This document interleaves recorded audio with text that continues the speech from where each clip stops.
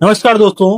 आज हम एक ऐसे मुद्दे पर बात करने आए हैं जो शायद बहुत से लोगों के दिलो दिमाग में खटकता रहा और सालों से लोगों के दिमाग में गूंजता रहा। 90 के दशक में एक ऐसा धारावाहिक था जिसने हर दिल में अपनी एक अलग छाप छोड़ी, जिसने हर शख्स के अंदर भगवान राम की आस्था जागरूक की, भगवान राम के प्रति सच्चा आदर जागरूक किया। 90 का वो दशक था जिस वक्त पर टीवी पर रामायण जैसा धारावाहिक आता था तो सड़कें सुनसान हो जाती थी, गलियां वीरान हो जाती थी, बच्चे खेलना बंद कर देते थे और बूढ़े एक जगह बैठ जाते थे। 90 के दशक में टीवी नई नई आई थी और उस टीवी पर जब रामायण की वो चौपाइयां गूंजती थी तो लोग मंत्रमुग्ध हो जाया करते थे। लेकिन क्या आपने कभी सोचा है कि रामायण जैसे धारावाहिक को बनाने वाले जो व्यक्ति, जो लेखक और जो डायरेक्टर थे, जिनका नाम रामानंद सागर था, वो वास्तव में नास्तिक है। अब ये बड़ा सवाल बन जाता है कि जो व्यक्ति नास्तिक था, जिस व्यक्ति ने भगवान को कभी माना ही नहीं, उसने रामायण जैसे आध्यात्मिक ग्रंथ को धारावाहिक के रूप में लोगों को घेरा में क्यों भेजा? क्यों भेजा उन्होंने हर टीवी स्क्रीन पर रामायण? जी हाँ, बहुत डिटेल में समझना पड़ेगा इस सवाल को और बहुत डिटेल में जानना पड़ेगा इसके जवाब। चलिए शुरू करते हैं ये वीडियो। 1917 में रामानंद सागर का जब जन्म हुआ, शुरुआत में इनका नाम चंद्र मोहन रखा गया। उस वक्त पर कोई नहीं जानता था कि रामानंद सागर जिस वक्त पर टीवी स्क्रीन पे काम करना शुरू करेंगे, उस वक्त पर इनको टक्कर देने वाला कोई नहीं रहेगा। इनका पालन पोषण बहुत दुख दर्द में हुआ। उन्होंने पार्टीशन झेला, गरीबी झेली, संघर्ष देखा और आखिरकार बन बैठे विश्व के, भारत के ऐसे लेखक जिनकी छाप उनके मृत्युपरांत जिसकी छाप उनके मरणोपरांत भी हर भारतीय के दिल में है, हर उस इंसान के दिल में है जो भगवान राम को मानता है, जो रामायण को मानता है। लेकिन सवाल ये पैदा होता है कि जो व्यक्ति शुरुआत में पत्रकार रहा, लेखक रहा और बाद में धारावाहिक में काम करना शुरू किया और जिसने कभी भी भगवान को नहीं माना, उसने हमेशा लॉजिकल चीजों को माना, जिसने हमेशा साइंस पे भरोसा किया, आखिरकार उसने रामायण जैसे आध्यात्मिक ग्रंथ को क्यों अपनी किताब में उतारा और फिर क्यों उसे टीवी स्क्रीन पर लाया? बड़ा सवाल बनता है ये लोगों के लिए।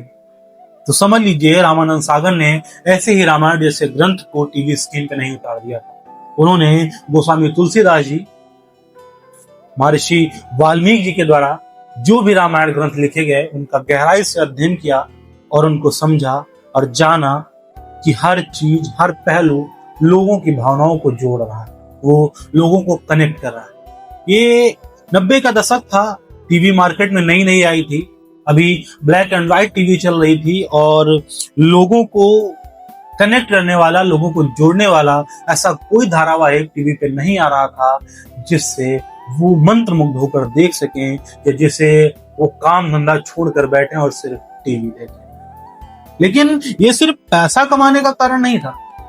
रामानंद सागर का ये उद्देश्य कभी नहीं रहा कि वो रामायण जैसे ग्रंथ को प्रसारित करके सिर्फ और सिर्फ पैसा कमाए। उनका उद्देश्य ये रहा कि जो रामचरितमानस में श्री गोस्वामी तुलसीदास जी ने लिखा, महर्षि वाल्मीकि ने जो रामायण में लिखा, भले ही वो काल्पनिक हैं, लेकिन वो राम के आदर्शों को दिखाना चाहते थे। वो चाहते थे कि भारत के लोग राम के आदर्शों को समझें।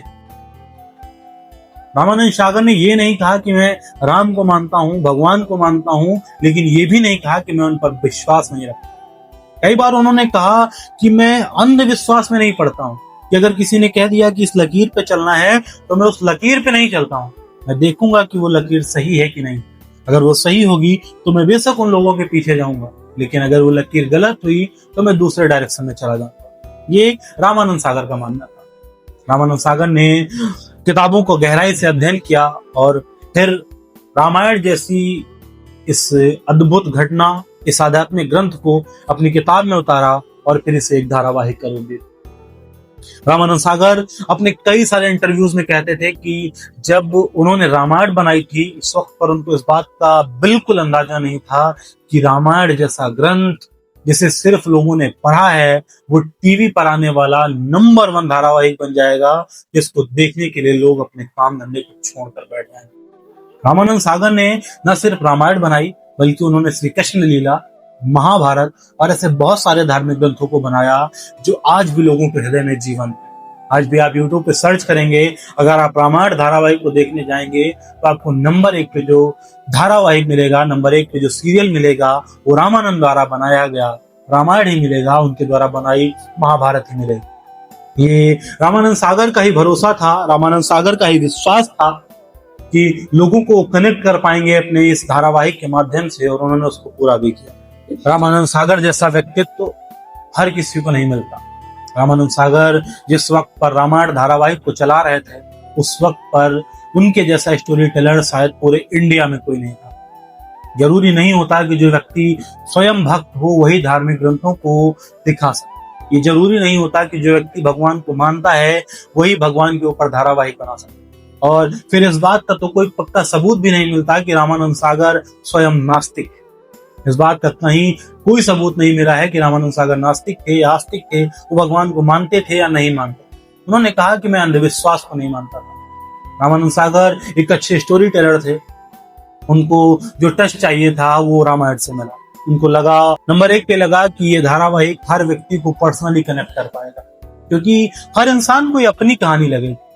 हर इंसान को अपनी एक सौतेली माँ अपनी विद्रोही लगेगी, अपना एक सौतेला भाई अपना सगा लगेगा, और अपना एक भाई अपने साथ कुछ भी कर गुजरने के लिए तैयार मिलेगा। उनको ये लगा कि जिस भाषा में रामायण को प्रसारित किया जा रहा है, जिस लैंग्वेज में इसको प्रसारित किया जा रहा है, ऐसी भाषा हर जगह पे फलेगी, क्योंकि चाहे गांव हो चाहे देहात हो, वहां भी रामायण में जो बातें बोली गई, जो वर्ड बोले गए, वो डिट्टो समझ में आते। उनको लगा कि ये कहानी लोगों को इमोशनली टच करेगी, लोग समझेंगे कि रामायण क्या है।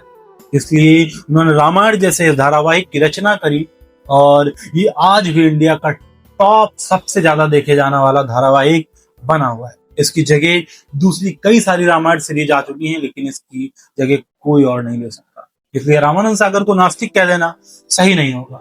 उन्हें यह कहना सही होगा कि वो इलॉजिकल बातों पे भरोसा नहीं करते। उनके लिए जिस बात में लॉजिक है वही भगवान है, जिस बात में लॉजिक है वही देवता है। आज के इस वीडियो में बस इतना ही। मिलते हैं किसी और वीडियो में ऐसी किसी कहानी के साथ। तब तक के लिए धन्यवाद।